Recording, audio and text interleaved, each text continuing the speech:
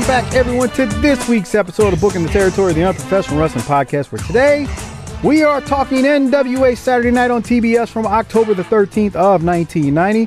I am sitting here with Doc, and not Hardbody Harper, who continues to have shoot job blues. And if we're going to be real with you, actually today he didn't have shoot job blues, but he slept almost all day because it is Mardi Gras Day in New Orleans, as we record this on March 1st, 2022. As you know, these things always air a week after, or a week and a couple of days, depending on when we record it. How you doing tonight? I'm great. We've got a Skype update over here. I got this new button that I can push, and if you start getting on my nerves, I can just stop the whole thing.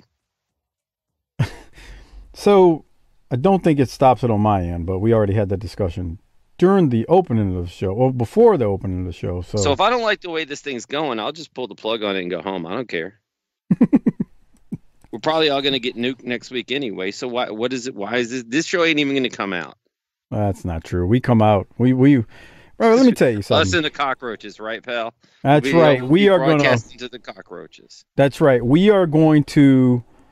I mean, seriously, like, we are going to defy everything. The end of the world will be here, and this show will keep rolling. I have a feeling, and I don't. Sometimes you get that feeling, and you're like, is it gas or what? But 2022 is going to be our year. How about that? Oh God! We recently had our Q1 strategic planning session, and we got out the flip charts and we wrote everything down, and we got out the vote dots, and we voted for what are our priorities for the year. Funny enough, getting Harper here on recording nights was the number one priority. We do have some news that if things materialize, not necessarily show related, but in a couple of months, we might be making a little bit of an announcement about something. But it's not. I don't want to make it sound imminent because we got many months to go before then. Okay. Yeah. But Harper's okay, everyone. I mean, look, if you're following him on Facebook or whatever, he's posting, he's out with his girl, and they're doing Mardi Gras today, and he's got his, I guess he's been lazy. He hasn't shaved his head because he's got his old man look going with the head and the hair around the sides. He's a local, but he's got a girl. So is that a whipping, because the locals, I mean, unless you're on a float, y'all ain't heading down to Mardi Gras, are you? I think he's in Metairie, and he's in his 40s, so whatever. So I also don't know how this works. Will Harper let his girl pull up her shirt for some beads? Probably not. Okay. I didn't know how the locals get into that. Yeah, I'm going to say no. Not at her age. Not that she's old, but that's like, well, I take that back. I saw this old crusty broad one time when I was in my teens. What does crusty mean? She lifted up that shirt and were there scabs? I mean, what are we talking about here? These fucking dead dogs popped out with veins running through them, and I was like, Jesus, those things are ugly. First of all breasts have veins in them, I think. These things were prominent. You're supposed to see the veins, but that's a different story. Big old blue clunky veins. Come on. Nobody want. That's what happens over in the Menace Shamu wing. No. Some droopers. Mm-mm. your tag team's the droopers. Them pale droopers. Them pale droopers don't work for me, brother. They get the Hogan finger wave. Man, and I catch a lot of stuff for being anti certain people, but boy, you come on here and really, really, really get down on the white folks, and I don't appreciate that. Let me explain something to you. We're talking about preference here. We ain't talking about racism. If you like women of a certain ethnicity, shut up. If you like women of a certain ethnicity, that doesn't make you racist. It just means you have a personal preference. That's your personal preference. Now, when you start spewing hatred towards another group, that is a different story. Well, I mean, I don't hate anybody. You hate everybody. No, you're an equal opportunity hater. You just hate everybody. Right. Exactly. Shit, you know what? Now you're pissing me off. A special shout out to our largest page contributors monthly, Disrespectfully Classy, Marky Blasty, Mike Childry, and Joe Ice. And then I want to mention a couple of things related to Patreon. So something weird happened with Patreon last week after we recorded. I noticed like multiple people who are actually already patrons and annual patrons, they popped up as new patrons, which is very weird. So I double checked and you all were already patrons. So like Michael H., Carl Olson, Kevin Jeffrey, Michael Herndon, y'all are all patrons. But I wanted to shout you out because I'm not sure why it popped up saying you all were new, but you've been patrons for a long time. So thanks for being longtime patrons. And then I need a shout out to Judge Fawcett. Thanks for bumping up your pledge. You're a good man. Padna, appreciate it. Judge Fawcett, I'm telling you this, Doc, because this kind of toots your horn, even though it pains me to say it. Judge Fawcett says, I love the small talk and intro every week. So, Doc, toot your horn because, you know, basically he's praising you. Because you're the small talk guy. I tell Mike he's like, we got to get into the wrestling. That's not what I say. And I said, people appreciate the beginning because it helps us build a connection. And you people out there, get a chance to feel like you know us a little bit. I mean, you don't really know a damn thing about me, but it makes you feel that way. So remember how we said last week, everything's a work? I mean, even we're working and we're the realest motherfuckers around. Once again, to set the record straight, I'm all for a long opening. The problem is, as we're about to review a damn near 120-minute episode of Saturday Night, is the Doc over here gets blown the piss up. All right. I tell you what I'll do to make up for it. Let's do 2 straight hours on this episode and I won't be blown up. How about that? No, not happening. Why? You know why tonight. It's a long show. Let's go. Let's do it for the people. Yeah, we're okay. Here. We got nothing to go do except the show. Right. Boy, why don't you level with the people like what you told me before we got on? Look, I have better things to do tonight. I got some things around the house that I got to work on. And so let's hurry up and knock this out so that I can go do valuable stuff with my time. Oh, no, I could tell the people, my Tejano brother, 2 doors down, he's coming to help me fix something that needs fixing. I mean... Tejano? Yeah. What does that mean? Or you got to get that shit right. Man, I'm telling you, hanging out with the soccer dads. Like, you know how some black people prefer black and some black people prefer African American? Yep. That shit happens over with our Latino brothers. Because I just said Latino, but some people would say, no, I'm Mexican. Yeah. I mean, get it right. I mean, it's like everybody's got a preferred label. No, okay, hold on. Everybody has a... If we're going to be the wokest podcast in the industry, we've got to get all this straight. Nobody's woke, okay? First off, don't ever say African American around my wife. She don't want to hear that. She's like, I'm black. Well, okay, so let me ask you this: what if you're trying to be like? Here's the thing: it's a flip of a coin if I don't know you, and right. I'm trying to be respectful either way. Right. Now, with my luck and pale skin, I'm probably going to get it wrong every single time, or the brother or sister is just messing with me. They ain't got no preference, but whatever I say, they're going to take the opposite. Nah, bro. Nah. See, we ain't black. We're African American because you came and stole us from Africa. And I'm like, oh shit, I'm sorry.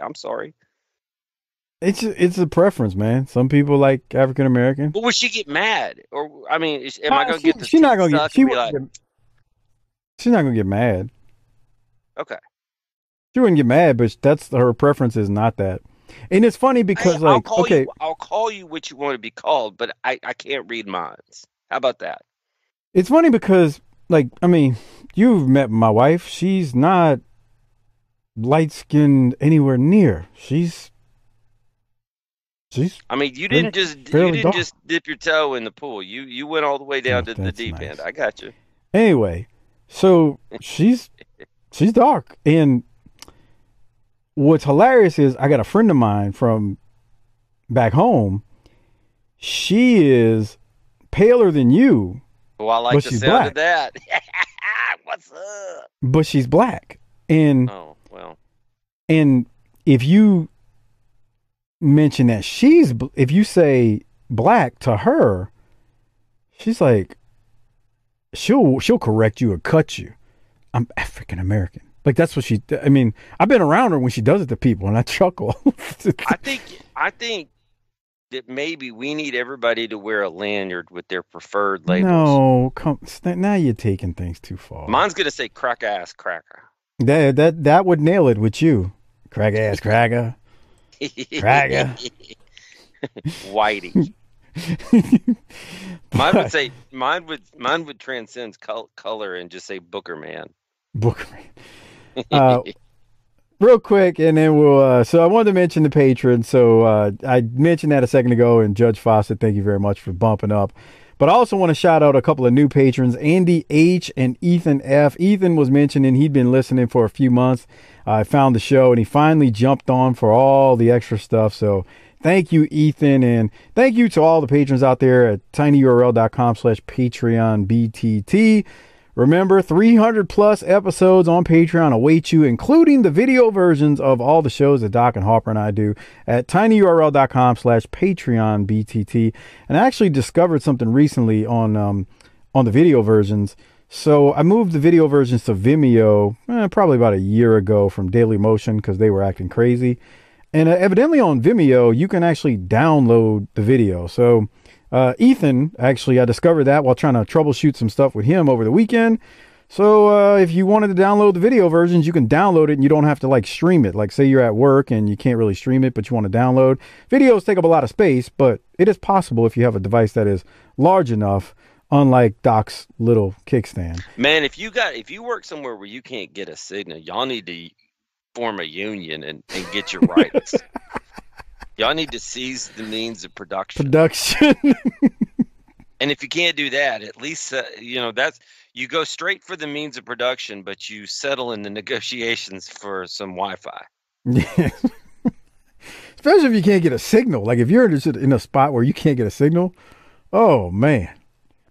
I used to work in one of those, man, and you might as well really figure out a way to do the Von Erich thing. Well, you made it, so you didn't do the Von Erich thing. Right? Yes. Yeah. But become a patron. tinyurl.com/PatreonBTT. It is a great way to support this show. You not only support the show, you put a little bit of funds back into it, but you get tons of extra stuff. And at this point, that Patreon's been in existence for like 4 to 5 years. So there's a load of extra content. Come on. There's Harper. There's Harper squirting or someone.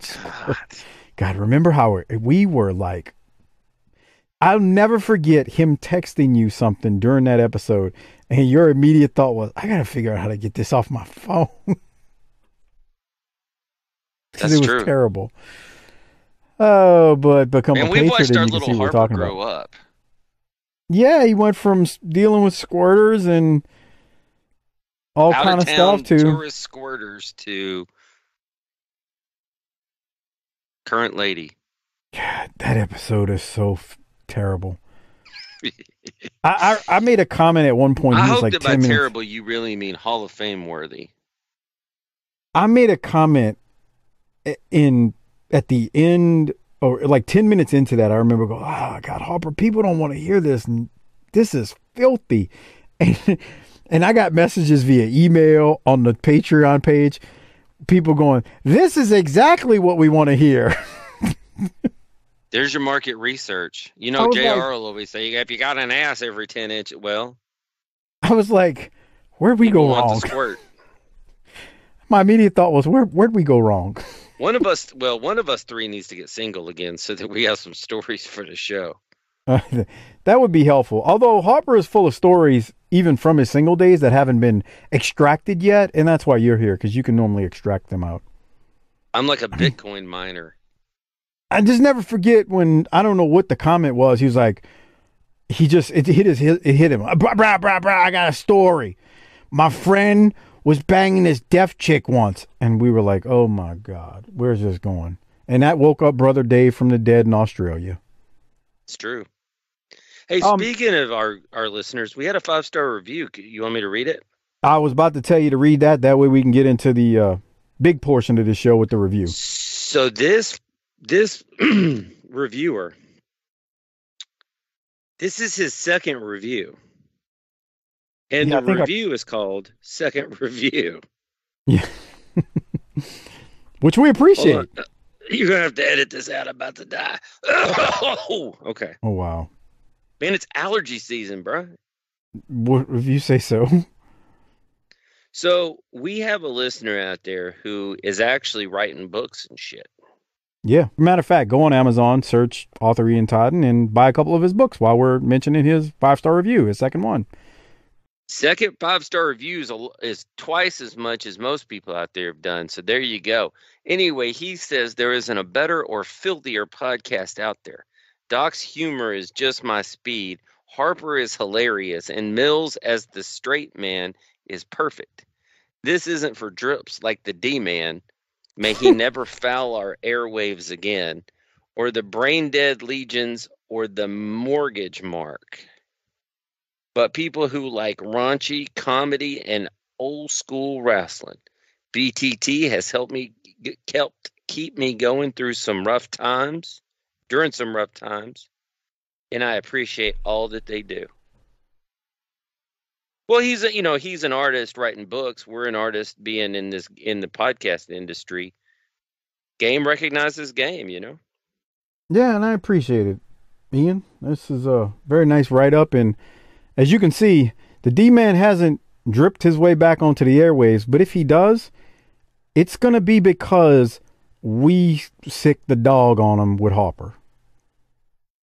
That way you can at least halfway enjoy Harper just ripping. I'm afraid Harper's too nice in that regard. He's got a soft spot. Like, I've heard Harper off the air tear some people new rectums. But I for some reason, he won't pull the wings off that bee or whatever. Yeah. Yeah, sometimes he's just kind of like, he doesn't want to go there. Let me at that motherfucker. I don't have that problem. Oh, man. Doc, you ready to talk Especially some now wrestling? that I got this mute button over here on Skype, man, everybody's going to get some. Okay. Are you ready to talk some wrestling? You're going to have to hurry through this because you said you had a neighbor coming over. What kind of work y'all doing tonight? Y'all going to put up some drywall? What are we doing? Wow. You just really just painted them with a broad brush, didn't you? No. They can do plumbing, No, contracting, electrical. I just was wondering if your rage punching holes in the wall, you needed to fix some holes. Well, he's a doctor too, and I need him to check my rectum out. Why are you getting all of my business? I mean, come on. Mm-hmm. No. Just a couple things, need to be done around here that's been neglected for some time.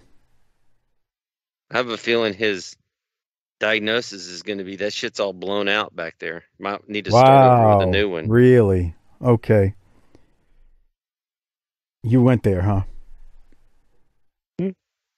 Can we talk some wrestling now from this week? Well, we're going to talk about October 13th, 1990. We're at this somewhere in Ku Klux Klan territory. Wow. We're talking October 13th, 1990. We are at the Georgia Mountain Center this particular week, and there actually is a reported 900 people in attendance.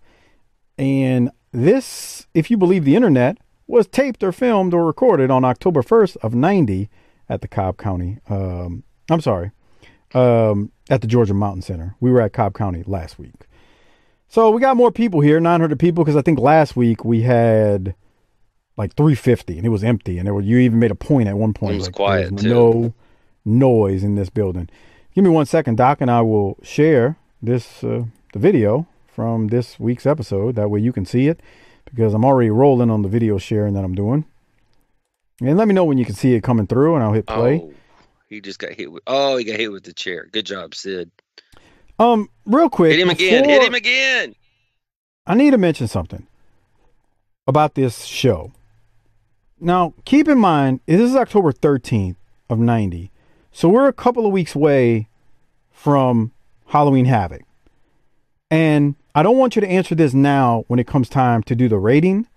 But I want you, when we come time to the rating, I'm going to ask you a question about, did anything advance in this episode? And the things I want you to focus on when I say did anything advance, because I think this will help us when it's rating time, is I think everything was already set in motion related to matches and things we knew we were going to see. We knew we were going to get the Steiners and Nasty Boys because we already had a sign-in. We knew we were going to get Sting and Sid. We knew we were going to get, because we've been building it for a few weeks now, Doom versus Arn and Flair. Doom, not Dune. We knew we were going to get Luger and Hanson. I believe that was already like finalized. So we already knew a bunch of stuff that was going to happen. And I just want people to be aware when we rate this later, because I think you and I are going to be on the same page with this rating, what we rated and why we rated it. But keep those points in mind about the stuff that we already know is coming, Halloween Havoc, and the things that actually happen or don't happen on this episode. And that'll make more sense when we get to the end of it. I kind of zoned out on what you were saying. It took forever. Good. So anyway, the show opens up, and man, we basically see a few clips of Sid attacking Sting, the Nasty Boys attacking the Steiners, Doom attacking Arn. We already seen most of these clips. Then JR and Bob Caudle open the show, and we're told we will have a U.S. tag title match between the Steiners and Midnight Express for the U.S. tag titles. About time we're getting that rematch going here. And then that is the formal opening. Lots of replays, and get used to replays on this episode. We then go to the first match, which is, I don't know how much more I can take of the Juicer versus Jeff Stone. JR mentions that the kids that come to the ring with the Juicer are known as the Juice Patrol. And I believe we've talked about that before, but whatever. Doc, thoughts on the Juicer versus Jeff Stone? Well, the Juicer, much like Wu-Tang, is for the children. Yeah, right. Okay. I don't like the fact that when they got in the ring, the Juicer took off that boy's shirt. Well, it's 1990, so what are you going to do, right? Doc, did you watch the video I sent to you? I did. It was interesting, to say the least. Ben Martin, longtime patron of this show, big supporter, sent me that video from Portland when Art Barr is made to be the Juicer by Roddy Piper from Portland. And Ben sent me the clip of it happening. And your comment to me via text, would you like me to say what you said about Roddy, or would you like to say what you said? I don't remember what I said, so sure, go ahead. Christ, you're fucking drunk. Do you remember anything?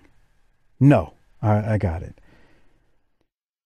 Doc sent me a text, and his exact comment was, Piper ought to stick to wrestling. So I wanted you to explain what you meant by that, but you seem to not remember saying it. Do you know what you meant when you said that? Because I know what you meant, but I think the people need to hear what you meant. Because the Juicer is a stupid gimmick. Yeah, it's like so maybe you're a great wrestler and maybe you can book yourself, but maybe you don't have good creative for everybody else. And then there's the guys like that they always say, like Scott Hall, that had good ideas for lots of folks. And maybe Roddy was one of those guys and this just didn't hit. My whole thing is I'd be careful about being with a movie that just came out, because what if, they make Beetlejuice 2 and 3? Well, people weren't as Sue happy and as conscientious. I'm just saying, what if they, what if the movie sucks, or it's a flash in the pan? I don't want a gimmick that's stuck like that. And that's right. In Portland, he was called Beetlejuice, not the Juicer. But it was still stupid. And look, hey, you know what? You can say it's dumb and all, but this gimmick he's throwing down is better than Trucker Norm. I disagree. I think they're both really stupid. Ninja Turtle Norm. They're all stupid. There's no better. It's just dumb. Bro, Roddy had a great mind for this stuff, and the dude, if you remember the A&E special, Bro, he went out there and was supposed to be singing the national Mexican national anthem, and that fool broke out La Cucaracha. That's like savage heat. Like, not Randy Savage, but that's just, dude, you are being a savage doing that. And he also gave us Beetlejuice, which is the this is so Hey, dumb. he's a good wrestler. It's a bad gimmick. Fair enough. Hey, I've always said about Norman, you know, as Maka Singh in Calgary, he was good. And then they made him Norman the Lunatic and Ninja Turtle Norman, and now, you know, Trucker Norman, and I'm just exhausted with it all. It's just dumb. We'll get to him in a little bit. Sure will. So the finish, the Juicer is going to hit the Thez press off the top rope on Stone, and he wins, and my comment was blah. Anything from you? About the same. Stupid. You know how you see them clips of Randy Orton? Stupid.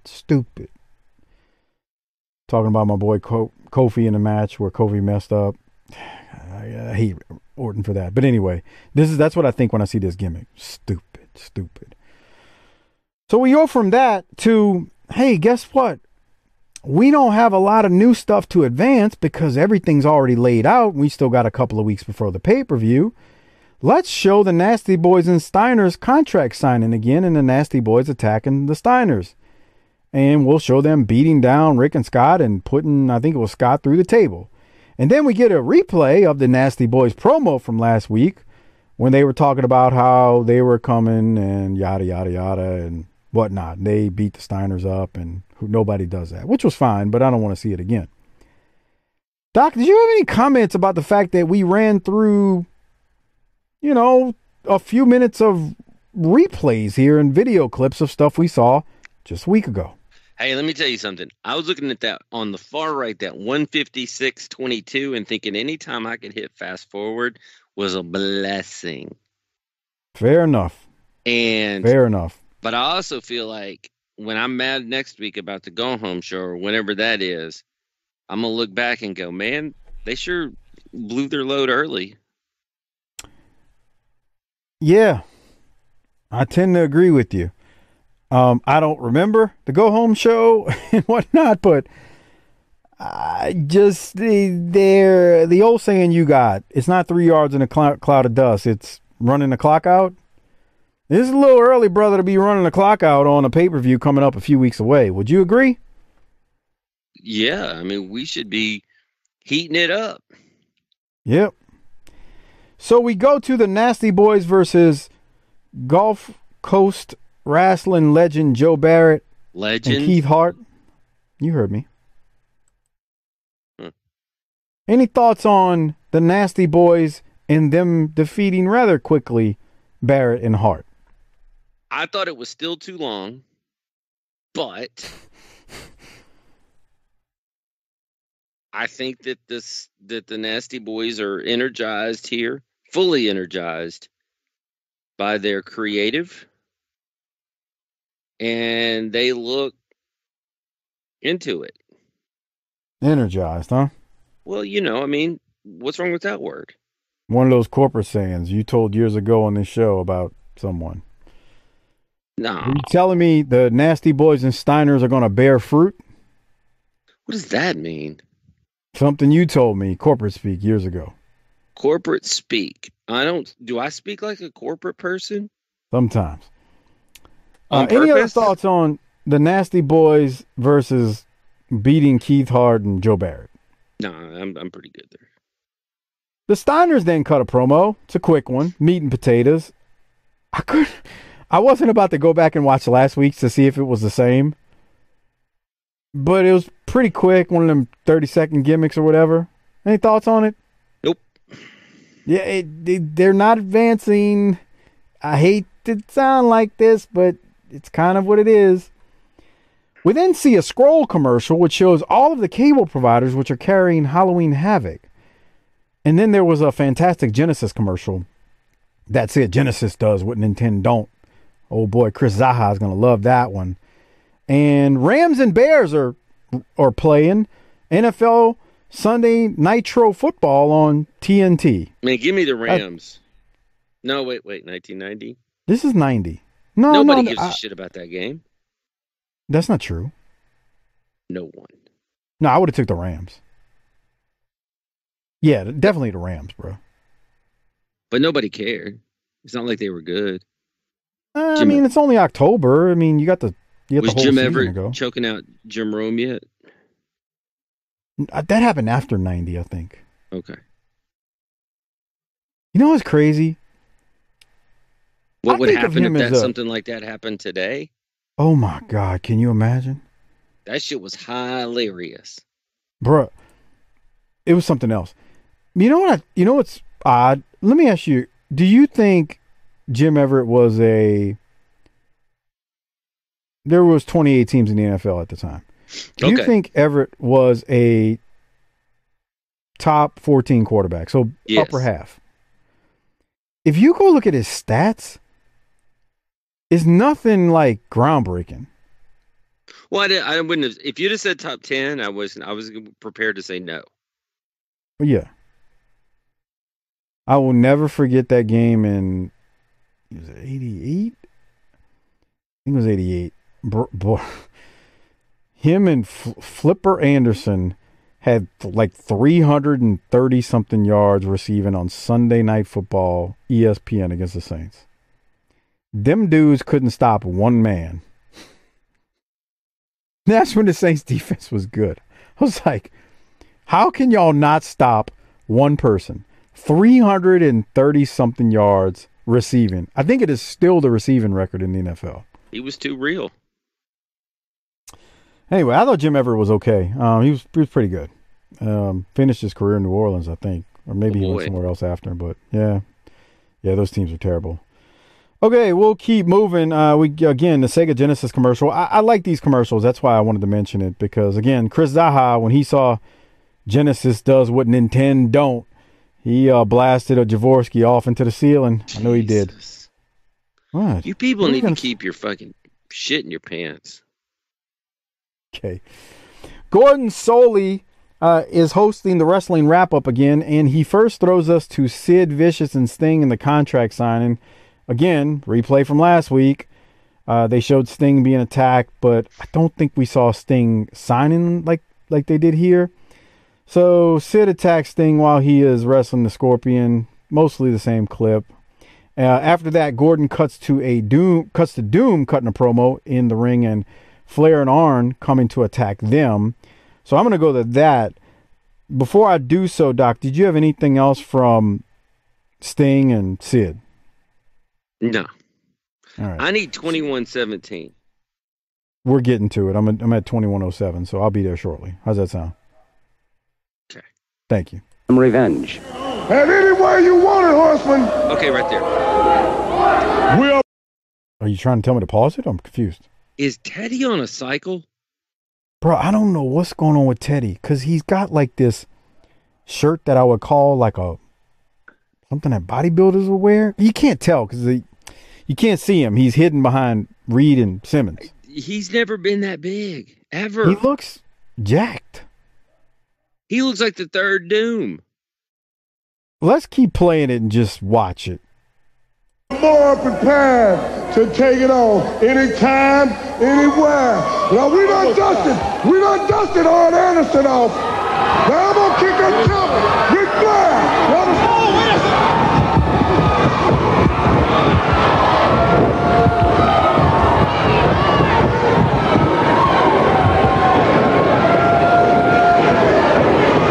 So Flair and Arn are attacking Doom. Here's the promo. Arn Anderson, the Soul Brothers Doom, the World Tag Team Champions, we gave you 3 chances to back off. Number 1, in that locker room, when I told you to go somewhere else, Ric Flair, you should have heated out of there. Number 2, Arn Anderson, when Ric Flair turned his back on you and didn't show up and we whooped you like a dog on national TV, you should have got out of it then. Number 3, Ric Flair, Arn Anderson had the nerve to jump the World Tag Team Champions from behind. Well, nobody does that better than me. Now, October 27th, Halloween Havoc, I'm going to show the entire world that Doom will remain the World Tag Team Champions. There's nobody in the NWA that can take the World Tag Team belts from them. So, Ric Flair, Arn Anderson, you're barking up the wrong tree. Now, my job is really cut out for me. I know the reputation of you, Ric Flair. I know the reputation of you, Arn Anderson. And I know that I've got to keep the World Tag Team titles around the Soul Brothers Doom waist because it means more money, more money. Halloween Havoc, October 27th. Which went on.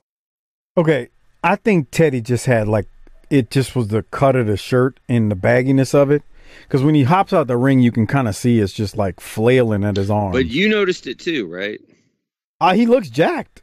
But then on this promo, like if you watch the promo here, Scrawny Teddy is back.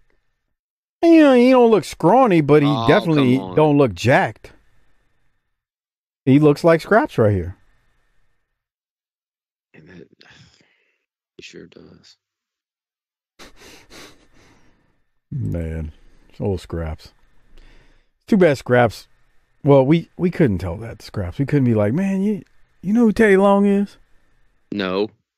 Scraps would be like, what? End of story. No. You ever watch wrestling? No. All right, good talk. You mean that? All right, we'll keep moving. After Teddy cuts his promo, I thought Teddy was fine. He kills me with the bouncing up and down. If you think Ole bounces, Teddy bounces. Like he's constantly he's like hopping. The Black Ole. It's exaggerated. It's exaggerated Ole is what it is. Let's keep going. We'll get to Ard and Flair here, see what they got to say in response to Teddy and what just went down. Went on in the past weeks, Doom, has had a snowball effect on your lives and our lives. It's become personal now. It started out as being purely financial. Now it's personal. You got to understand one thing. You jumped on me when I was alone. You got to understand, though, one thing. We are the dirtiest players in the game, and we jump back. Now we're going to take your livelihood away from you at the Havoc. Learn to love it is an expression that a lot of wrestlers have had to swallow and eat over the years. It came out of my mouth, and it started out like this. Whether you like it or don't like it, learn to love it. Doom, this applies to you. We're going to be the next World Tag Team Champions. Halloween Havoc, Chicago, Illinois. Bright lights, big cities, pretty ladies. The Four Horsemen. Doom, it's reality. Believe it. Woo! What'd you think about Flair and Arn there? Flair could care less. Wow, that was your take? Yeah. But I don't blame him. Arn's going to take somebody's livelihood. That's real talk, though. I don't think he's mailing it in or he can care less. I just think it's the nature of Rick what like Herd... I do. What? I said if you knew Rick like I do. Oh, sure. Yeah, right. I don't think that's what it is. I just think that Herd's got them cutting these short promos and not in front of a live crowd, and it's just not the same. Okay. But you think he doesn't care? I think he's figuring out how to get the hell out of there. So the other thing is, I wanted to mention something in the top 10 because I'm gonna make a point in the episode. It's the same as last week. I believe it is the same as last week. I didn't do a side-by-side comparison, but I think so. And there's some inconsistency and lack of continuity related to the top 10s that they show here and the commentary from JR and Bob Caudle. And I don't blame JR and Bob Caudle. I just think that... I've got the same note for later. Okay, we're going to talk about that then. But I think it's the same because we still have Rotunda and Horner in here. And I'm like, Jesus. And I wanted to mention something because I don't think he's on this show. Buddy Landell is the number 9 person in the singles. Is he gone yet? Spot. So I was looking at something, and Buddy, according to the history of WWE.com, was fired after missing 2 shows, and it doesn't say which 2, at some point in October of 90. But it then says a note, he was rehired the same day.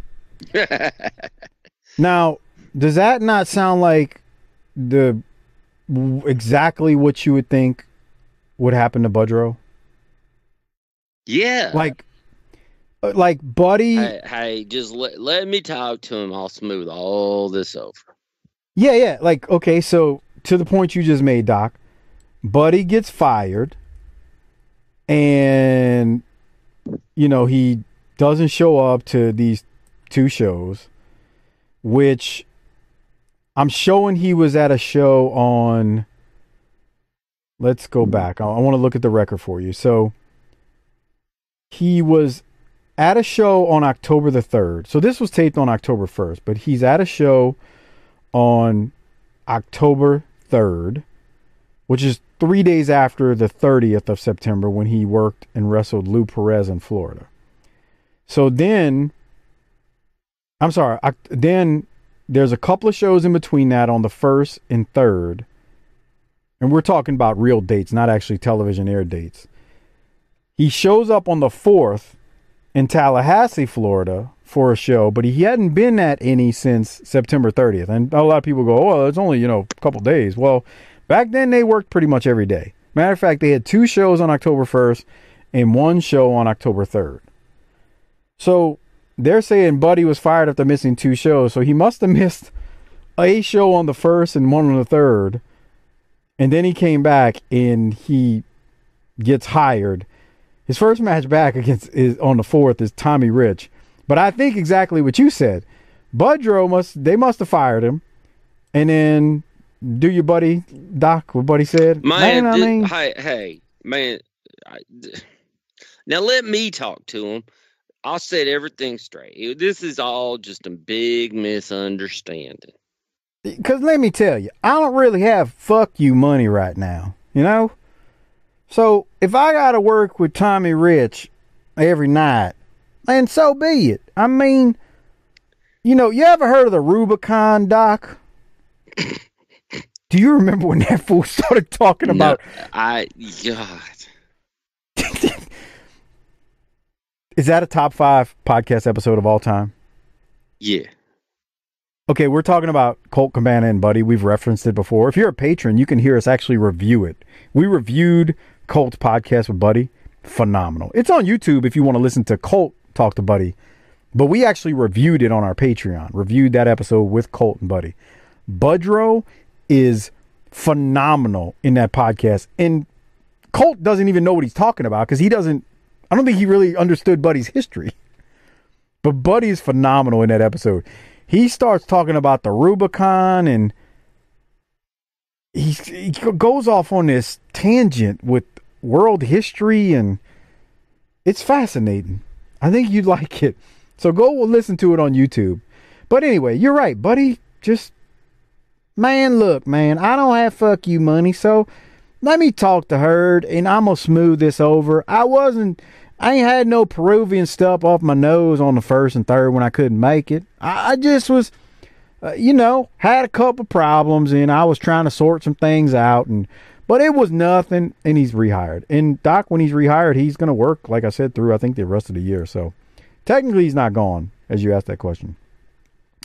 Any other thoughts, Doc, as we continue and see a bunch of replay commercials? No. So we get through the commercials and it is nighttime and time to go to sleep because Z-Man is taking on, he's announced when he's on his way to the ring, and I continue to not understand why they put Bill Ford in this pathetic looking singlet.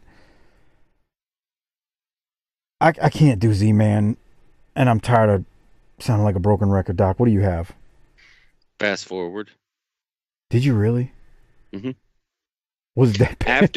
After Wild Man Bill Ford, Scrap Iron Bill Ford gave his "Up Yours" sign to the crowd, which is great for the children. You get in there now. You got to explain this to the kids.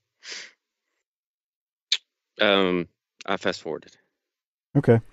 Well, Z-Man hits the belly to belly on Bill Ford and a crossbody off the top, and Z-Man gets the win, and that's that.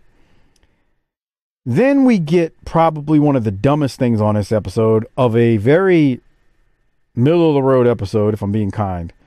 The Black Scorpion cuts a promo, and Scorpion says, I've been stalking Sting, but the dumbest thing he could ever say, because they needed to get through a pay-per-view, he says, I'm going to leave Sting alone during Halloween Havoc.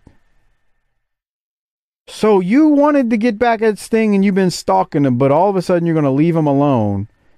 And I'm going to let, his exact words, I'm going to let Sting focus on Sid. But then he says, I'll be at Halloween Havoc. You've ripped a lot of this to shreds. This really deserves ripping to shreds.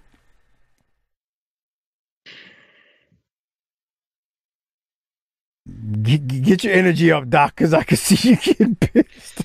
No, run it back a few seconds. All right. It's very fuzzy, too. Maybe, here's what they're thinking. Maybe people are starting to catch on because Ole can't stop popping. So let's blur the camera a little bit. Oh, yeah. They blurred it a lot, actually, more than what it's been.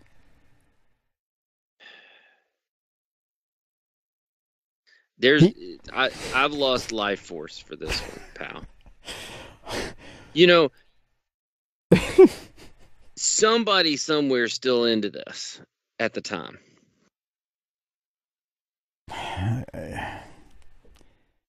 Look, man, I'm one of those people who can find a reason that they do things usually, even though I may hate it. And like I said, this is for the kids and blah, blah, blah. I have a big problem with a hole in the booking. I get it. You need to get to Starrcade for this thing. But simply saying you're going to step away after you had a title match at a Clash with him. Now you're just going to step to the side because, well, Sid's there. Bruh, you're the Black Scorpion. Who the hell is Sid to you? Like, I mean, seriously, who is Sid? I know who Sid is.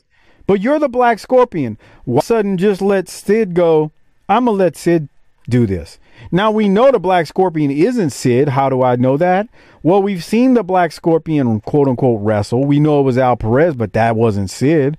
We've also seen the Black Scorpion a couple of other appearances. We knew that wasn't Sid. So, as a wrestling consumer and fan, we know Black Scorpion isn't Sid, so there's no logic in, oh, maybe the Black Scorpion's Sid, and that's why Black Scorpion's saying, I'm going to step aside and let Sid get his chance. No, bro, you're the Black Scorpion. You're supposed to have this vendetta against him being Sting. Why are you passing the buck? Here's the best thing I can come up with. And I don't know, man. You think that they think that there's only so much longer this can last because they're losing so much money, so they're just trying to soak the company for as much as they can? We don't really give a shit. Say that again. I lost you for a second in that. They're about to do us in. Flair, they don't have Flair on top. This thing's about to go. Let's just keep getting paid. Fuck it. Are you asking me if I think that may be what happened? Yeah. It's so hard to say. I mean, Flair's got a little while longer, but I don't know, man. This is not about Sid either. Sid is a viable opponent. He's not my cup of tea, but I get why people liked him. Again, not my cup of tea, but I get why people liked him. But to just, dude, you're the Black Scorpion. You've been stalking Sting for weeks now. All of a sudden now you ain't worried? I'm just going to step aside. Now, I get something's going to happen at the pay-per-view, but it ain't a match. It's some hocus pocus stupidity, hokey horse stupidity manure. It ain't freaking them having a match. So you just basically, he's stepping aside for a month. No logic. No logic. I can put up with a lot of stuff as a wrestling fan because we done all seen some stupid stuff. But there's no logic here. No. Point made. All right, Doc. Any other thoughts or can we keep going? I think we must. Moondog Rex takes on Tommy Rich. What is going on with Tommy Rich's hair? I wish Harper was here tonight because I need to know what the hell's happening here. It's like he's got a wall in the front and on the sides. Look, what is that? Yeah? That's all you got to say? He's getting yeah. older. I knew a guy I worked with once that had a haircut. It wasn't blonde like that, but it was just like that. What do you call that? Man, there's some Elvis in that. Some late day Elvis in that. I'm not saying they're pulling it off right. I'm just telling you. All right. I just, like I said, White people love Elvis. They do. And they love Elvis more than they love baseball. And they think he created rock and roll. He didn't. Don't tell them that. Here's a secret. Elvis sucks. I mean, I don't know enough. I mean, I don't say I know enough. I know who Elvis is. I know enough about him. I wasn't enough into his music to be able to answer that question. So I'm going to let you just deal with that one. But Moondog Rex and Tommy Rich are wrestling. And this is kind of interesting what happens here. At least for me, I thought so. Because I'm trying to get to the finish. Moondog Rex hits Tommy Rich in the head with his bone that's sitting in the corner or hanging in the corner. And he hits Tommy in the head. The ref somehow completely missed it. Everything was airtight, brother. And Moondog Rex wins by pin. And this is kind of tragic, man. The greatest NWA world champion of all time just got pinned by Moondog Rex on Saturday night. And I thought this really upset you and Jaworski. Why me? Because y'all love Tommy Rich. I could care less. How the hell did Nick Patrick miss it? He gets it.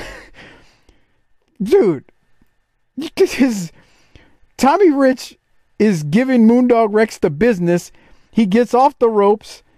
Nick Patrick pushes him away, and he's holding Tommy back. And I guess he's out of camera shot. He just still had his back turned. Yeah. They make their refs look stupid. Yeah. This is where they said Moondog is in the top 10.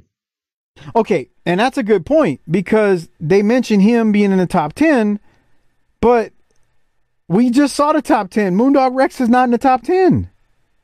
Whoops. Like Chris Berman. Tight. Remember Chris Berman? He would do an NFL primetime. He would do that. Whoops. Yep. Used to be a great show, man. Back before you had the YouTube stuff and all that, bro. You hung on a thread to watch that on Sunday evenings if you had cable. It was the best part. Oh my God, it was phenomenal. Any other thoughts on Tommy Rich and Moondog Rex? This wasn't bad. It was a decent wrestling match. These two guys both know what they're doing, so it was worth watching. I don't think it was a bad match. I just wanted to ask you. Mm-hmm. Was that the first time that day that Tommy Rich had a bone in his face? Thoughts? Well, you going to hell, man. No, I just wanted to know what you know him. I don't. I mean, I've never personally witnessed that.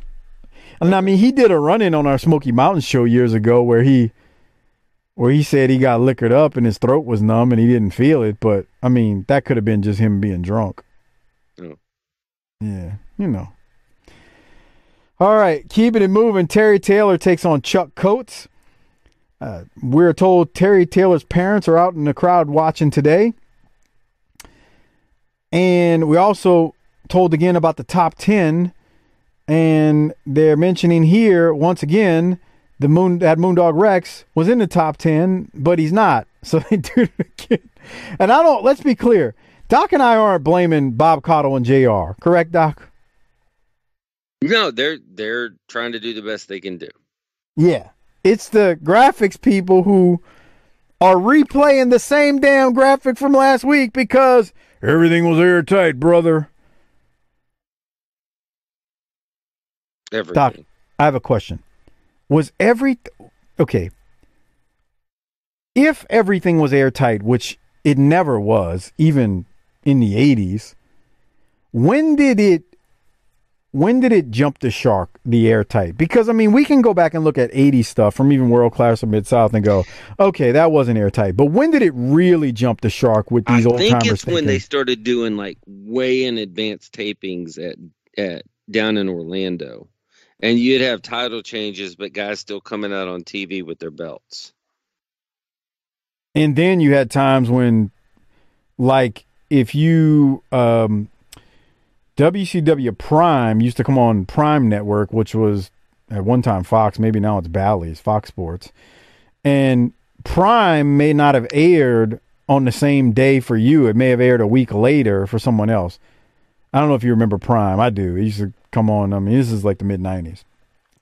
So, yeah, you'd have that airing on different weeks. But, I mean, even then, I mean, we're seeing here in 90, and they're not doing these marathon tapings in 90. And it ain't airtight, brother. It's far from airtight, brother. But you hear these old timers, everything was airtight, brother. No, it wasn't. Why are you lying to yourself? Terry Taylor wins with the hot shot. They're always the best. Of course. To quote our Boston friend, the sun was brighter, the beer was colder, the grass was greener, the girls were prettier.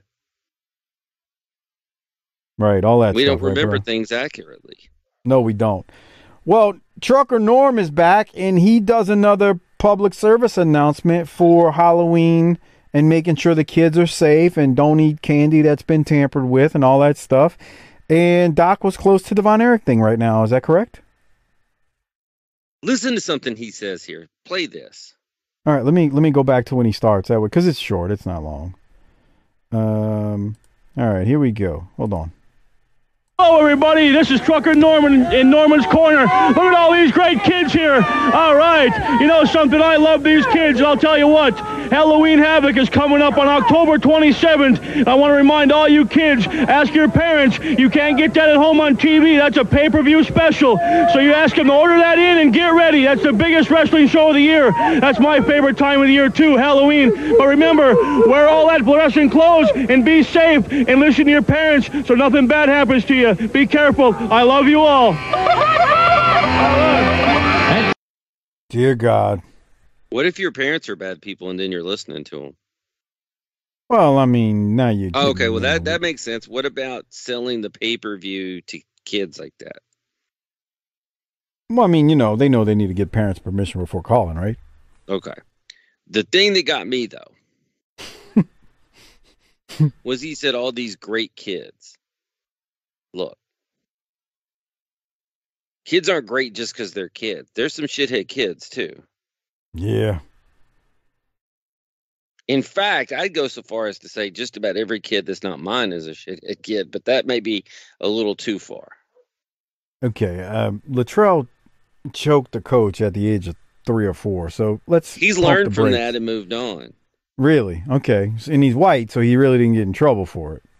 He got in trouble for it from us, yeah. What did y'all do to him that night?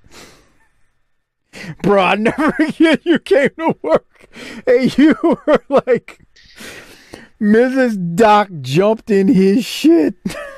Yeah. And I could hear her. Luttrell, I'm so disappointed in you. He spanked his coach. He also spanked a police officer once. Yeah, he really showed his privilege then. Well, and then I spanked him to show him how to do it right. Yeah. You did something. You're lucky. I'm not even lucky. I'm not. You showed your privilege and admitted it.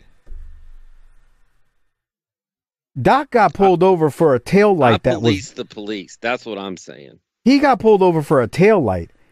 Gets a freaking attitude with the cop. An attitude. I'm like, bro, you really don't get it. Well, and his comment was, well, I know I can get away with it. Really? Wherever Doc in the car together and you get pulled over, we just need to switch seats before they come up there. Doc told the dude. I told the dude, you want to see who can get the mayor on the phone first? That's not it. That's not the thing that got me. You said that he told you, do you know why I pulled you over? And you said, yeah, I know why you did. I also know you broke 2 laws in doing so. That's true. So you broke 2 laws in order to tell me that I got a broken tail light. Gee, thanks. Latrell's back there crying. Hey, you got to police the police, man. Latrell's and I'm not against the police either. Latrell's back there crying. The cop tries to smooth it over with Latrell. Doc tells the cop, I'm his dad. Don't try to be his father. The cop gives him a warning and he rolls away. You privileged son of a bitch. Don't you wish you were white just for one day? That's funny. That is hilarious. Bro, my kid ain't even driving yet, the oldest one. Neither one of them are driving. And I have talks with him all the time about what he has to do. Doc. Rules for thee and not for me. You are so wrong. But I'll keep going because I had to talk about something during this rather boring JW Storm match versus the man by the name of John Peterson. JW Storm is mentioned to have worked his way into the top 10, but of course, according to the graphic, he hasn't, which probably makes the graphic right because he's not top 10 after just a couple weeks. He hits that lame finisher and wins to no reaction. Doc, your thoughts? I thought he tried to work quicker. He was more aggressive, but I just don't know that we're going to get much out of that. I think you're spot on with that assessment. So we continue and get after a series of commercials, we're going to get the match of the episode, if we're being honest. Rick and Scott Steiner versus the Midnight Express. The Midnight finally get their rematch for the U.S. tag titles. JR reminds us, as I mentioned that the rematch has happened, that the Steiners defeated the Midnight August 24th, but yet here we are over a month later. So the 30-day clause wasn't adhered to. Everything was airtight, brother. Cottle tells us why this match is important. He says if the Midnight win, the Midnight, I like this, they put a little stipulation on it. The Midnight would win, they win the match and they would go on to wrestle the Nasty Boys at Halloween Havoc. That's a key thing to point out because it makes it mean something other than, obviously it means something for the belt, but there's an added stipulation to it because, hey, then they get to the pay-per-view and work with wrestle the Nasty Boys and maybe they get a little bit bigger, pizze. So a big match for both of these teams. There's a bunch of commercials mid-match. Makes no sense to me that they do that with the commercials, but, what am I supposed to do? Doc, let me throw to you. They give them a lot of time, and I thought that was nice, and that's the great part of this. But go ahead. 58:25, please. All right, so bear with me because these 2-hour episodes, when I go to a timestamp, it doesn't actually go. This was a great match. I'm just going to say that this was good. So we're at 58:16 here. Bear with me. What do we see? Yeah, we're right here on it. This right here, into the post. First of all, he took it great. Second of all, he should have bled. Well, TBS, but that's Bobby Eaton, so of course he took it great, right? Yeah. And the thing I liked about this match was the Midnights. Look, it's awesome and entertaining as we've covered when the Steiners come out and just start tossing motherfuckers around like a rag doll. Because you're going whether you want to or not. But the Midnights do a good job of selling for them that it really puts over how awesome the Steiners are. Bumping for them like that. Yeah, man.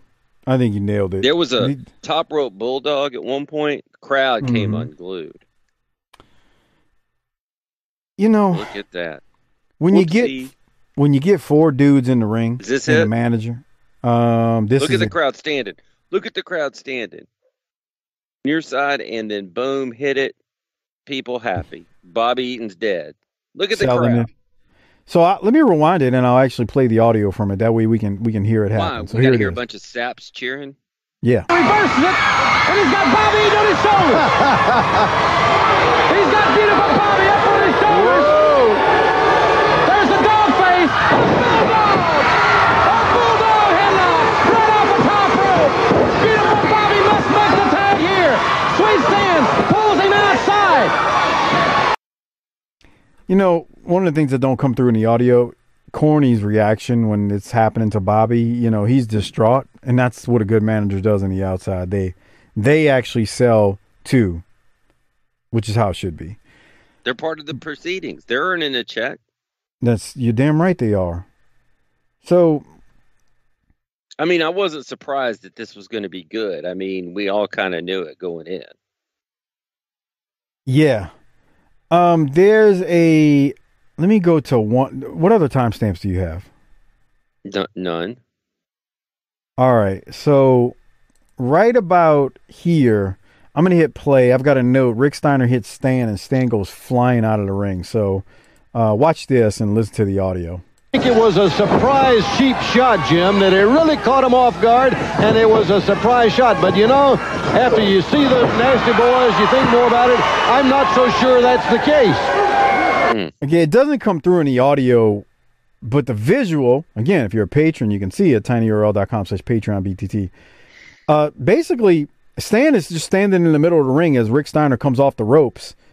And instead of it just being like a tackle, Rick Steiner just checks him and Stan goes flying and rolling to the outside. I don't know. I just kind of like the visual of it. Like, he just body checks him and he goes flying. I got the feeling, too, that maybe the Steiners told Stan back in the back, don't do that damn dick dancing in front of us either. Yeah, because he didn't do it. I was waiting and he was like, mm-mm. You know what's sad? We're getting close to the end of midnight. You better, what is it, 3 weeks? 2 weeks? Not far off. Not far off. I'm sure they'll replace him with another high-quality tag team, though. You're right. Exactly. They sure will. Of course. Can't wait to see that. All right. I'm gonna fast forward now. I thought this was a good match. Classic, you know. We get Scott taking some heat eventually, like the midnight, you know, they take control of things. And, you know, Scott Steiner's taking heat, which I'm not going to say it's odd, but he's a big dude and he's, you know, taking it for the faces. Here is the finish. I'm going to play the audio from it. Taking it in the face? Taking it for the faces. Oh, okay. Sorry. Stupid. Here's the finish. Oh, close, very, very close to new U.S. Tag Champions. Again, he had the leg hook, but again, he couldn't hold him. Scott Steiner twice now. He just dug down a little deeper. Watch out. He blocked it. And straight down. A dynamic counter move by Scott Steiner. Will he, or can he, tag his brother? Desperately now trying to get to the corner as he needn't make the tag. Lays down, but here comes the dog face. Holding that shoulder. He went to the post, but that big right hand is healthy. Oh, face first goes beat up a Bobby into the turnbuckle and laying to the other side. There's a Steiner line on Eaton by the dog face gremlin.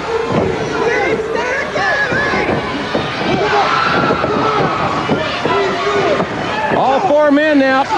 Cornette pulling beat up a Bobby out of the ring. Oh, he nailed him. This could be all right here. The Midnight Express may steal it from the Steiners. We may have new U.S. champions right now. The referee slow to get there. 1, 2. Oh, it's close. He almost close. He wasn't 2 inches from the mat with that third count. Rick Steiner blocking. He's blocking the power driver. A Steiner line by Scott. Dogface has he rolled up. And the Steiners win it. What a hard-fought match. The winners of the match. And still, United States Tag Team Champions, Rick and Scott Steiner. The Steiner Brothers. I mean, look, it's a small crowd, but listen to the crowd react to these four guys. And there was some hard-hitting stuff in there. At one point during the finish, before the finish, Rick Steiner delivered a ridiculous Steiner line to Bobby Eaton. I mean, and Bobby's going to sell it like a champ. And then all four guys are fighting. And then you think for a second that the Midnight are going to win because the cornet hits Rick Steiner with the racket, but Rick still kicks out. Fans go nuts. And soon after, Scott delivers a Steiner line to Eaton as Rick holds Eaton up. And Steiners win. They retain the belts. To me, the Midnight don't lose anything by losing. I mean, they're still over. We already know they're getting mistreated, and it's kind of hard to gloss past all of that considering what we know now versus what we knew back then. What did you think about how they did the finish and all that good stuff? I didn't have a problem with it. I thought it made sense. I thought it was hard hitting. I thought it was a realistic match. And given where we are, unfortunately, probably the right team won. Yeah.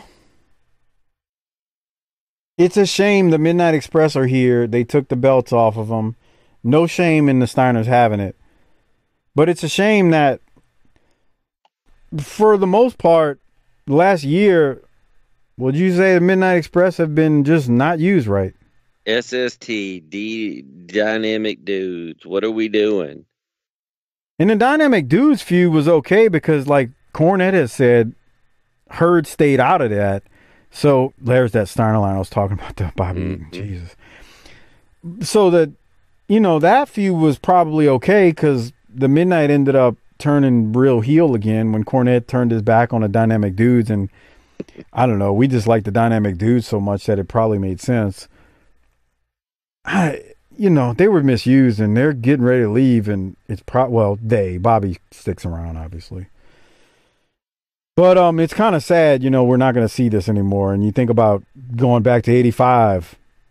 For me at this point in my life, I had seen these guys for 7 straight years, 83 to 90. And now, poof, soon, not tomorrow, but you know what I mean. 2 poots. Yeah. Well, Doc, we will keep moving along. The good stuff there. We get a Nasty Boys promo. All they do is congratulate the Steiners on beating the Midnight, but tell the Steiners you won't beat us. It's one of them 30-second gimmicks. Here we go again. We can't do anything in front of a live crowd. And I realized that was pre-tape, so I hate it. I just hate it. I hate this non-live crowd stuff. Gordon Soley plugs Halloween Havoc. He runs down the full card, a bunch of commercials. Then we get Sting, and Sting tells Sid, I'll see you at Halloween Havoc. But there was no scream, Everett Starr, so that's what sucked. And this was a disappointing promo.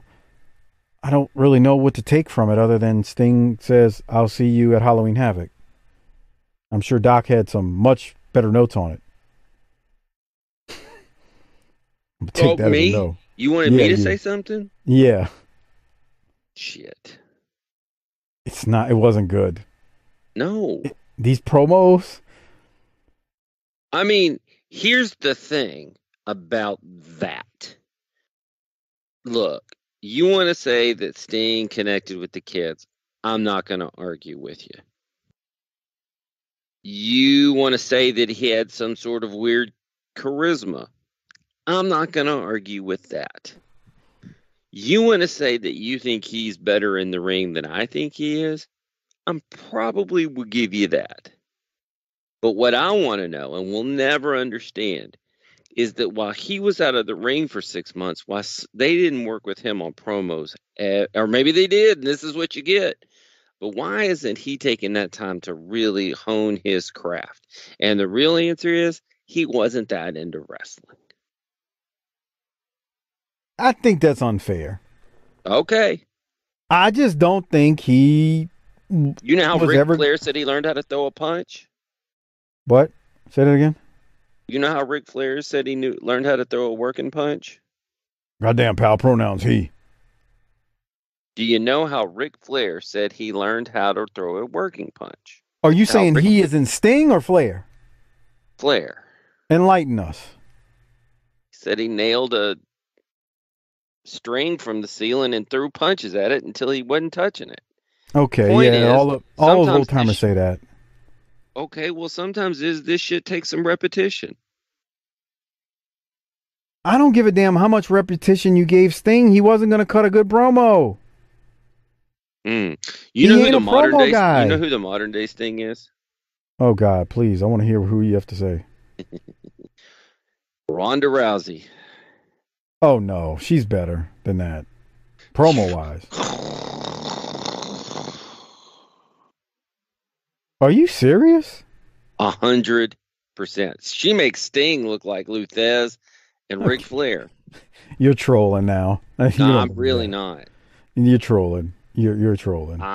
Yeah. I know you think I live to rib you. But ask me tomorrow, my answer will be the same. That's inaccurate. I No, thought it's you my were going to opinion, say, and so it's not inaccurate. you know who I thought you were going to say? It's actually another female wrestler. I thought you were going to say Jade Cargill. I've never seen her in the ring, so I can't say anything about it. Okay. Wait, we were talking about promos and not in ring. Oh, okay. I'm talking about the whole thing with Sting. Well, Jade doesn't remind me of Sting in the body. That's all I'm saying. Look at you. That's great. Objectifying our great female performers. I'm not objectifying anything. I'm your little wing wang. Able-bodied man that thinks she is attractive. If that's a problem, that's on you. No, I don't even really know who she is. So, well, you know, dark women, black women don't do it for you, so it really wouldn't matter anyway, because you know you have a problem with that. Do you like white women? I mean, I ain't got nothing against them. Not my preference. There you go. Same thing. Just reverse it. You don't explain it like that. You You heard me say the word preference, and that's when you decided to break out that word. It's like you learned a new word in the dictionary. What word? Preference. Preference. Yes. Say more. Okay. Well, Tim Horner defeats Brian Carr. Who? Tim Wrong Horner. guy won. Bruh, the natural bridge. I can't get enough of it. He takes 6 years to bridge backwards. Dude, by the time he bridged backwards, friggin' Pee Wee Anderson is about to hit the 3 count. Look, he can't get backwards. Look, I know that's Arn Anderson's best friend and all, but that's where me and Arn are going to have to agree to disagree. Bruh, he can't bridge. Which, you know what? Neither can I, but it's not my finisher. That's right. You nailed it. I love people that go, well, could you do it? No. That's the point.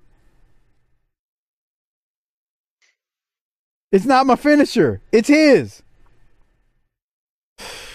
Terrible.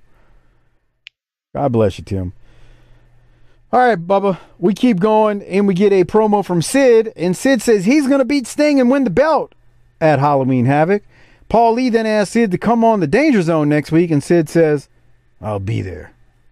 Paul said he was like John Wayne. Come on. Paul said who was like John Wayne? Sid. So you're saying Daddy Doc would have loved this promo? No, he didn't like wrestling. I'm saying we can't get anybody that's more current. Oh, for sure. Now, if it had been a John Wayne reference and Dusty was still there doing this, I could have kind of understood it.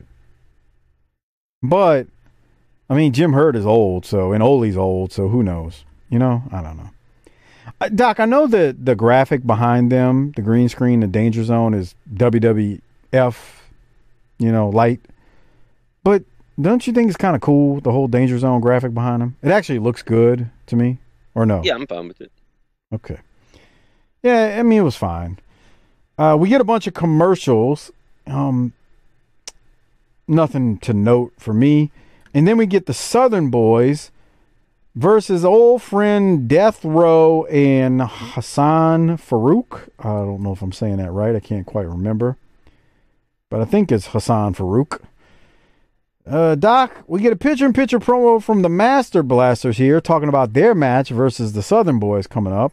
And Nash literally called himself all the way live. I had this to say. Hold on. I was going to play it. I'm sorry. Go ahead. What were you about to say? I popped when he called himself all the way live. I've always kind of thought he was a mark for himself, but now we have audio proof. Well, I mean, remember during the Monday Night Wars, he became Big Sexy. So I'm like, is this is he projecting Big Sexy in 1997 or 6?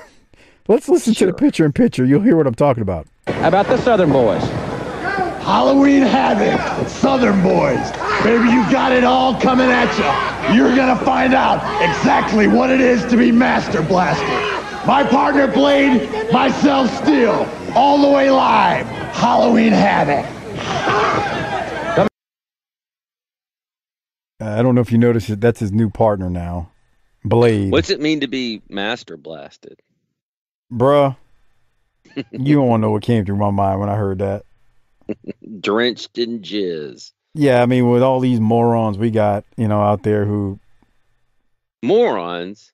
Yeah. Well, I'm thinking of Jaworskis of the world. I would say esteemed listeners and future patrons.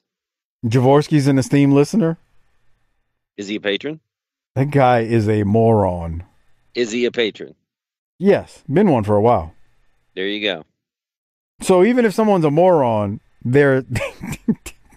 It's okay if you're a patron. Got it. All right. Why is it my fault to police your intelligence levels? Well, I don't know what it means to be Master Blastered, but... I think you do. All right. But Nash calls himself All the Way Live. That was great. It kind of was hilarious, man, that I thought about it.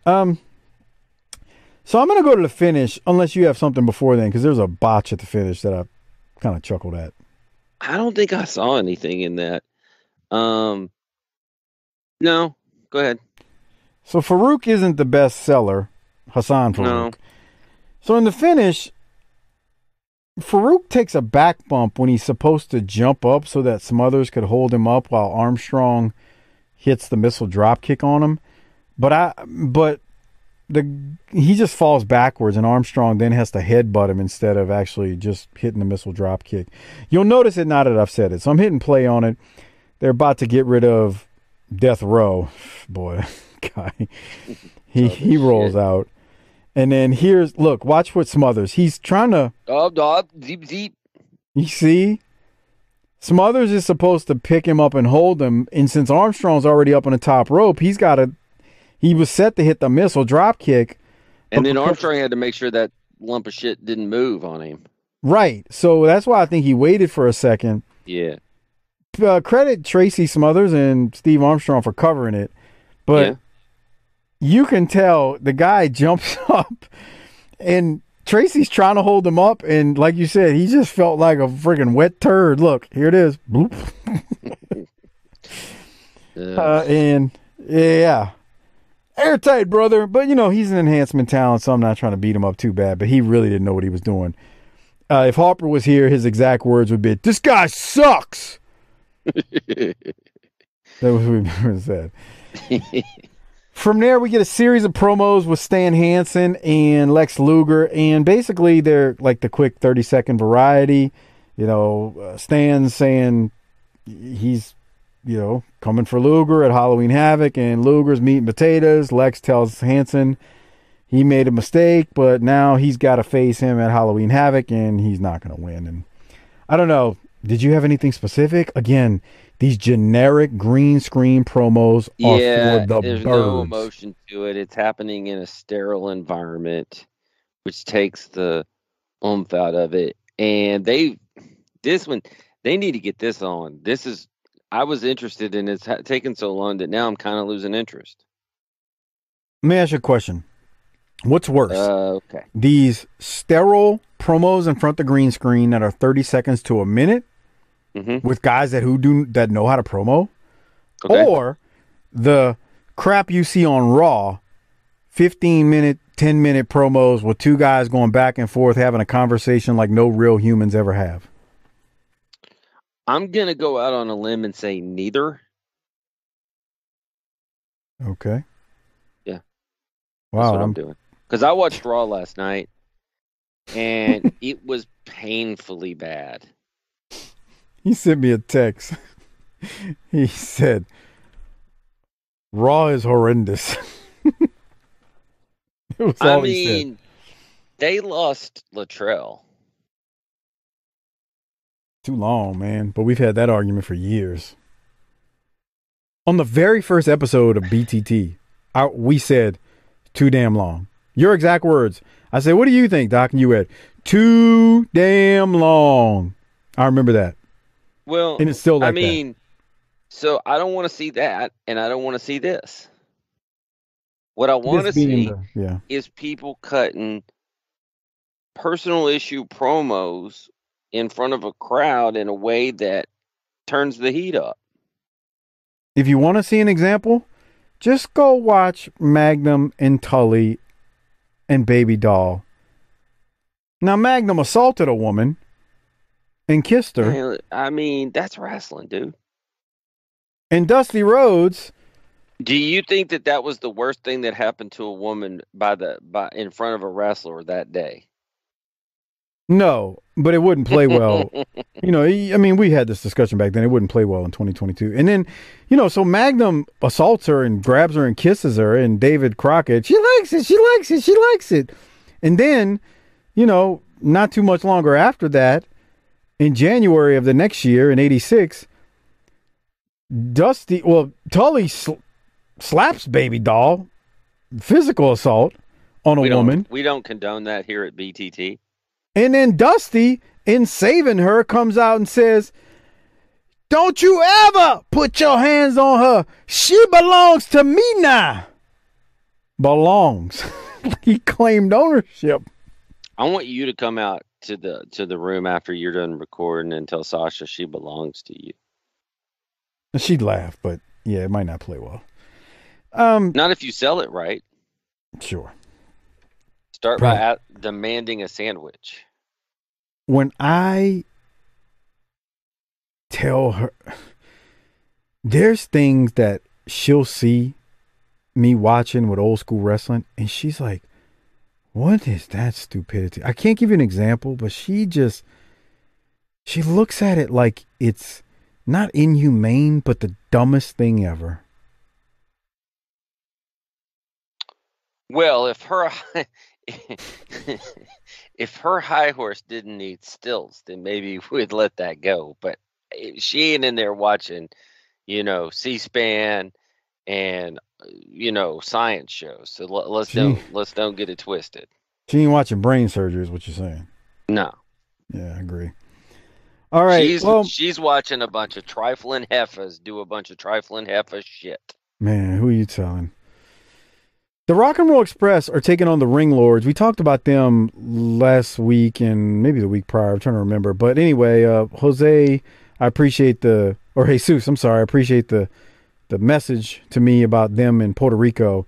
These guys are interesting. But the big thing from this match, Doc, is we've been talking about Gibson's leg. He hit the drop kick. Yeah, but he is not doing well at all. He's in trouble. Dude, I mean, it's easy now for us to look at it and go, oh, yeah, bro, there was no way. It wasn't going to happen. But, man, because we know the history.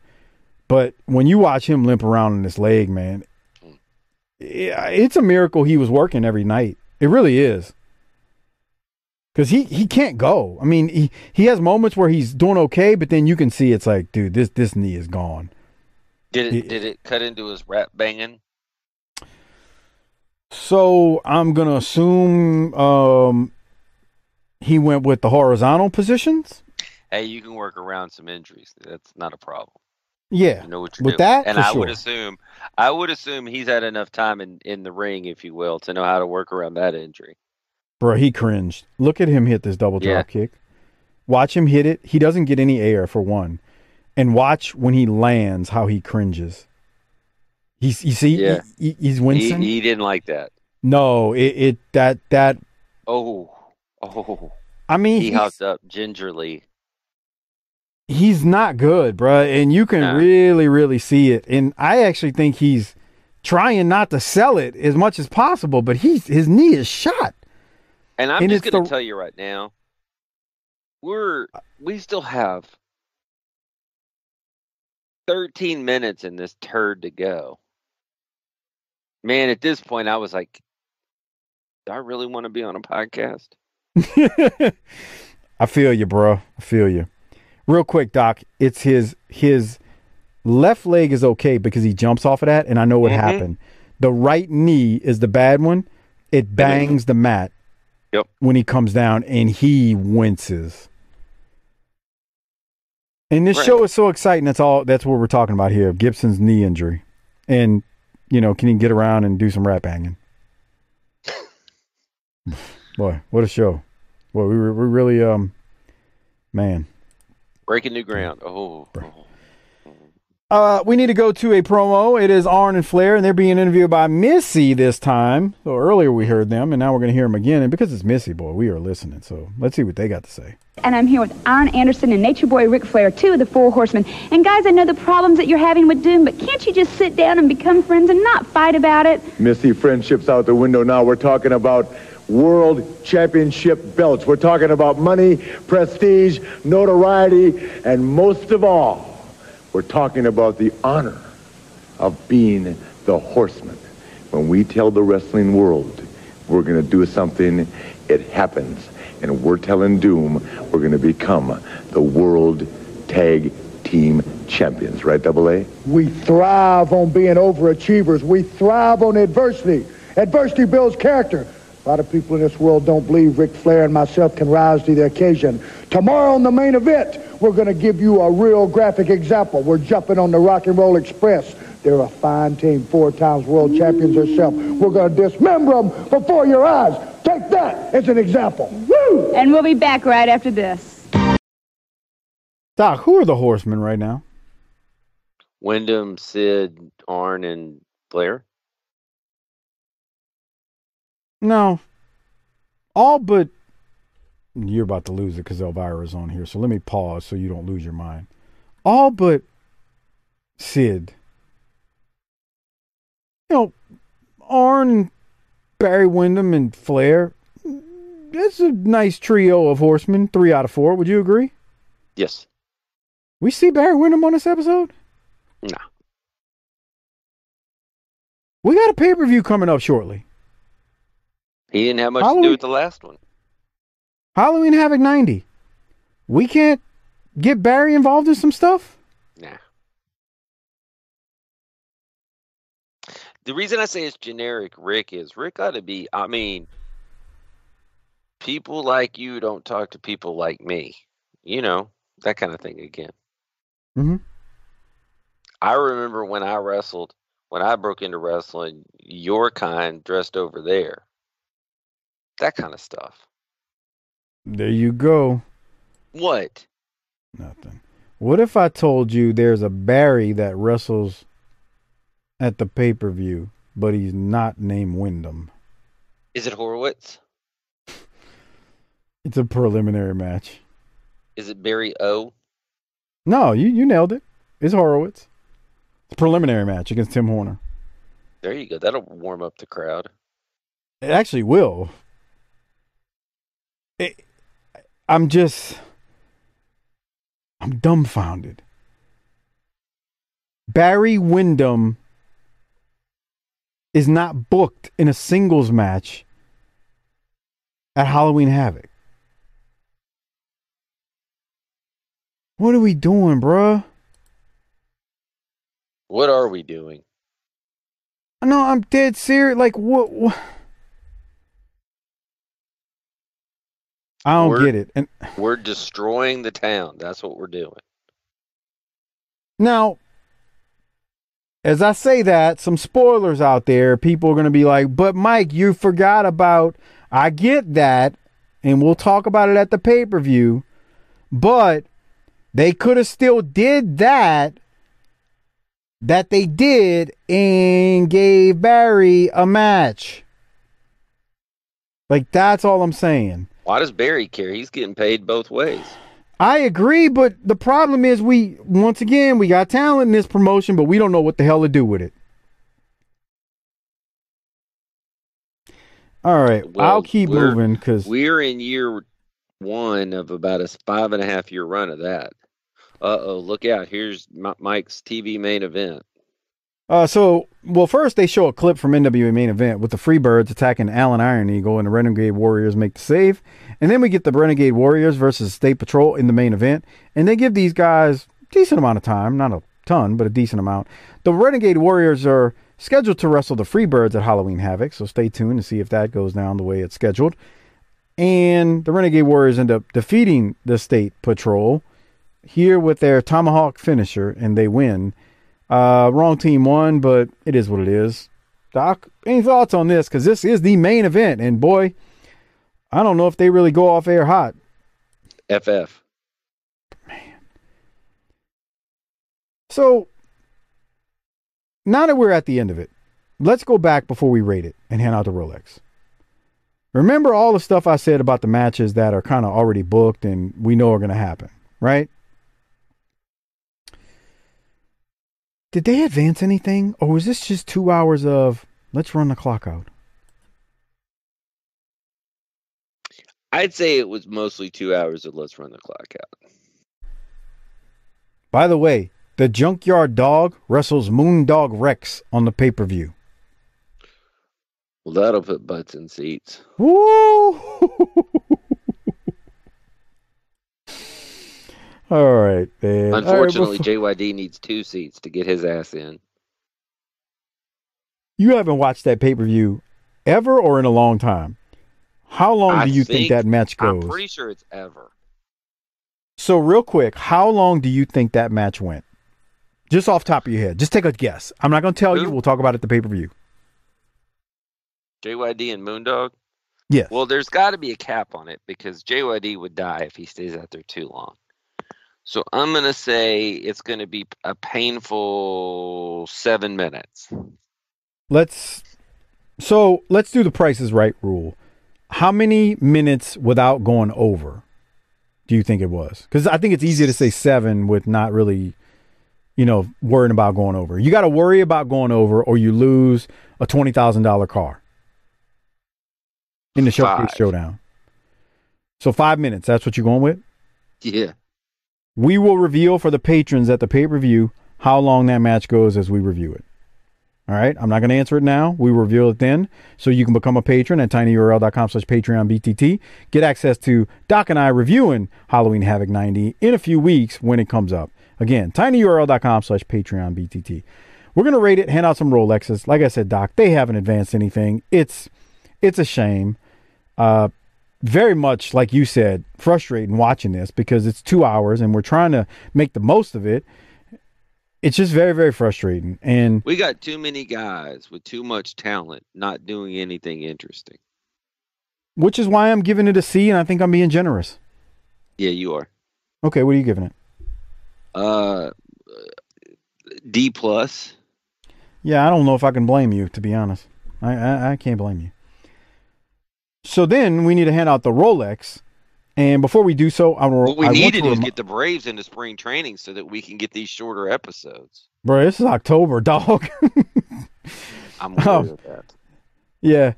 We need to hand out the Rolex. Before we do so, I need to remind you, please use the Amazon Associates link for BTT. Again, you don't have to be a patron. All you have to be is a listener to this free show. And if you use the link, tinyurl.com/BTT Amazon, the show gets a little bit of support in return. It helps me pay the bills for this show. I'd appreciate it. Again, it's tinyurl.com/BTT Amazon. Use that link each and every time you shop on Amazon.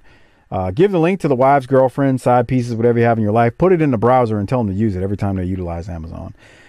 Doc, I went first with the rating. Who are you giving your Rolex to? Yeah, that's a good one. Yeah, this is a good one to try to figure out. And I'm going to zero in on one person. I'm going to give mine to Bobby Eaton. Okay. I thought he worked his ass off in that match. And it's not to say that the other three didn't, but I thought he was really, really good. No disagreement. It's got to be Bobby Eaton. I contemplated giving it to the whole match because it is the Steiners. And the Midnight are on their way out shortly, soon. But there's something to what you said. So I'm gonna go with Bobby. Thought about giving it to all four guys, but let's go with Bobby. Because Bobby got in there and worked his tail off, and he did a great job. And all four guys did a great job. So before we get out of here, I do want to mention a couple of things. First, check out Our Vantage Point, the Retro Wrestling Podcast with Joe Murata and Michael Quinn. The northern version of BTT, slightly classier, definitely more professional, still fun nonetheless. They support us, so please support them. And also check out the Bottom Line Cast with Mike Prue and JV. They handle our ECW show on our Patreon feed, and they also do a show on the career of Stone Cold Steve Austin on their free feed. So check out when Mike am Prue I and do that JV run-in on the for what ECW they show? do. And then before I wrap up anything else, I do need to mention Harper's life advice, relationship advice, and all that good stuff. I don't even know where Harper's at currently with his video shout-outs and stuff and life and relationship advice, because he's been working his tail off, and then he had Mardi Gras today. And when I say working his tail off, the 2 weeks before Mardi Gras, man, there is a lot of alcohol bought. So Harper's busy. Let's just say it like that. So help Harper out. Get a video shout out from him. Send it to your friends, wives, girlfriends, whatever. He'll cut a promo on them or someone you hate. Send an email to chrisharper16wildcat@gmail.com. That is chrisharper16wildcat@gmail.com. And you need to PayPal him as well if you want the video to $20 to cc30388cc@yahoo.com. If you want props, like some folks want, nothing outrageous. He's not sticking anything in any orifices. You're going to have to send him more. So PayPal him $20, cc30388cc@yahoo.com. And that's that. Doc, you asked a question a second ago. When are you going to be able to go on the ECW show? I mean, you tell me. I'll have to let them know you're interested now, because you've gone back and forth. You don't have time. You do have time. Which one is it? You know, you're like a woman. When is there where are they at on the where are we at in the run? In their ECW run? Uh-huh. Oh God, 95 now? That is the good time. Is it? 95? 95 is Well, good. what am I saying? No, yeah. I'm thinking, I don't know what I was thinking. It might be their best year that they had. Yeah, they're in 95 or summer. 96. They're in summer of 95. Oh, that's good. Yeah. Y'all keep it up, boys. Yeah.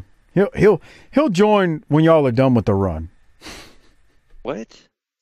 He'll join when y'all are done with when they're done with the run. I didn't get an invite last Friday night for the live stream. Yeah, you're right. Thanks. You told me you were busy. No, I didn't. I was sitting over at my house with my thumb up my ass.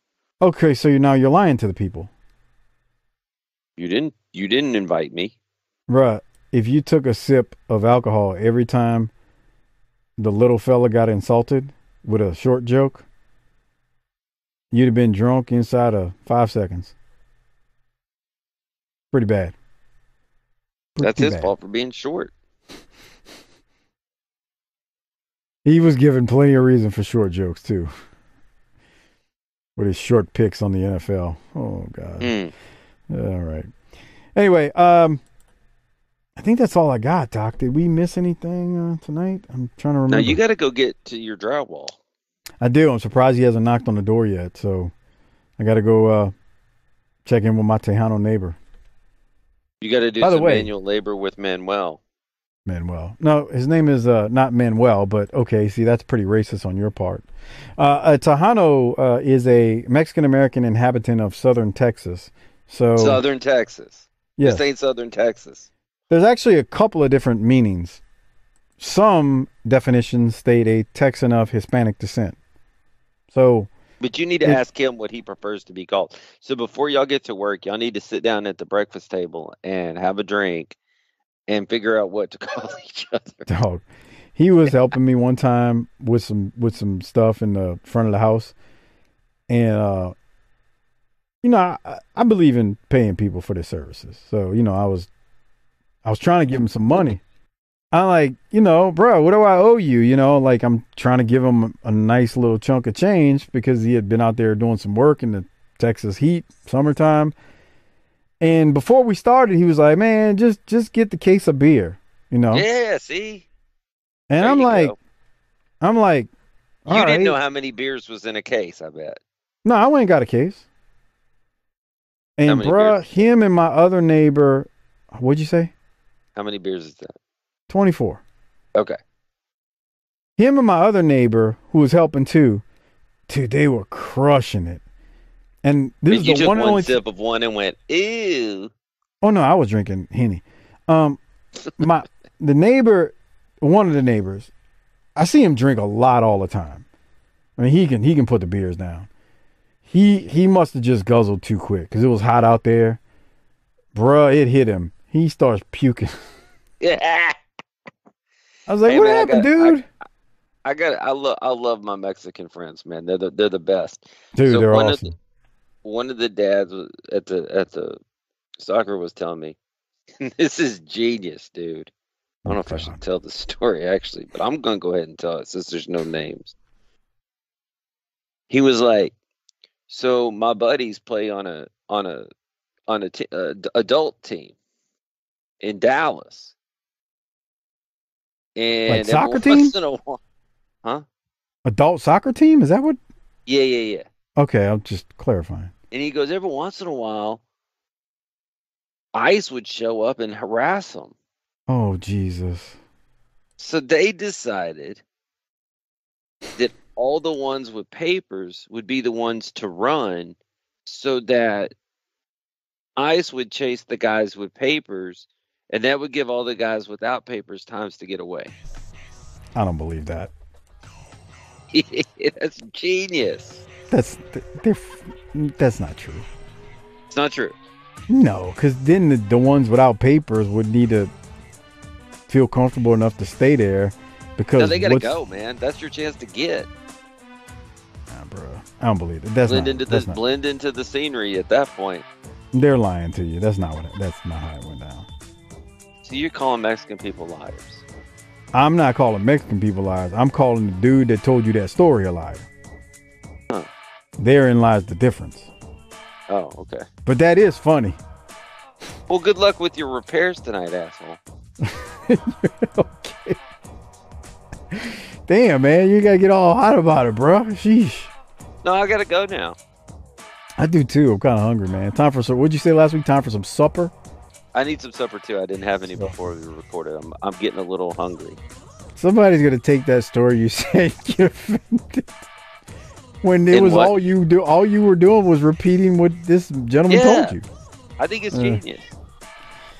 Well, Doc, on that note, hopefully we'll have Harper back next week. And he'll come with the stories that only Harper can do. But for me and you, I think that's going to wrap things up. And why don't you hit the tagline and get us out of here, bud? Book it, bitch.